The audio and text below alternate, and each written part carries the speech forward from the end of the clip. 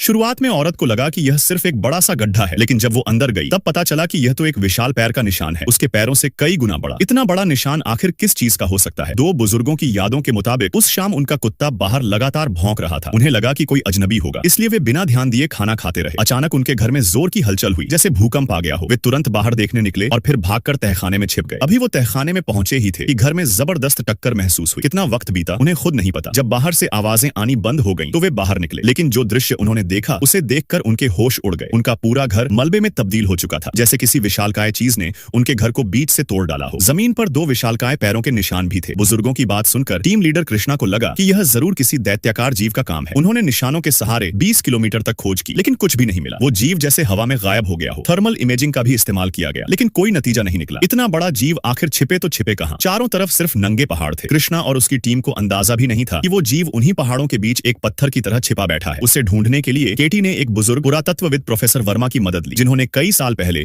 ऐसे जीवों पर शोध किया था। लेकिन तब लोगों ने उन्हें पागल समझकर पागल खाने में डाल दिया था। अब जबकि और सबूत मिल रहे थे, केटी और बाकी सभी समझ गए कि प्रोफेसर की बातों में सच्चाई थी। प्रोफेसर वर्मा को उस जगह लाया गया जहां जीव आखिरी बार देखा गया था। उनके अनुभव ने उन्हें बताया कि वहां की गंध कुछ अलग थी। फिर उन्होंने अपनी पुरानी नक्शे से मिलान किया और पाया कि वहां एक पहाड़ पहले नहीं था। उसी वक्त उनके पीछे खड़ा वो पहाड़ अचानक एक आंख खोल देता है। केटी ने मुड़कर देखा, एक विशाल आंख उन्हें घूर रही थी। वो पहाड़ असल में एक पहाड़ी राक्षस था। सभी तुरंत हेलीकॉप्टर में सवार हो गए, लेकिन वो राक्षस इतना बड़ा था कि हेलीकॉप्टर उसके पैरों के नीचे आ जाए। शुक्र था कि राक्षस ने उन पर हमला नहीं किया, इसलिए वे बच निकले। लेकिन उसके अस्तित्व की खबर से पूरे इलाके में खलबली मच गई और वो पहाड़ जहां राक्षस था, रेलवे लाइन के निर्माण का रास्ता था। प्रोफेसर वर्मा ने अधिकारियों से गुजारिश की कि वे उस जीव के रहने की जगह को नष्ट न करें और शांति से रहें, मगर मुनाफे की लालच में उन्होंने सेना भेज दी ताकि राक्षस को मार सकें। सेना जंगल में छिपकर घात लगाए बैठी थी। प्रोफेसर और केटी चाहते थे कि वो राक्षस कभी न आए, लेकिन रात होते होते उनकी उम्मीद टूट गई। जैसे ही राक्षस ने खतरे को सूंघा, वो वहीं रुक गया। प्रोफेसर ने अंदाजा लगाया कि वो इंसानों की गंध से सतर्क हो गया है। तभी कप्तान ने हमला करने का आदेश दे दिया। तोपों की मार उस पर ऐसे लगी जैसे किसी को गुदगुदी हो रही हो। राक्षस क्रोधित हो गया। कप्तान ने तुरंत पीछे हटने का आदेश दिया, लेकिन राक्षस उनका पीछा करने लगा। आखिरकार भारी फायरिंग में फंसे राक्षस से बचने के लिए सैन्य टुकड़ी को बमुश्किल जान बचाकर भागना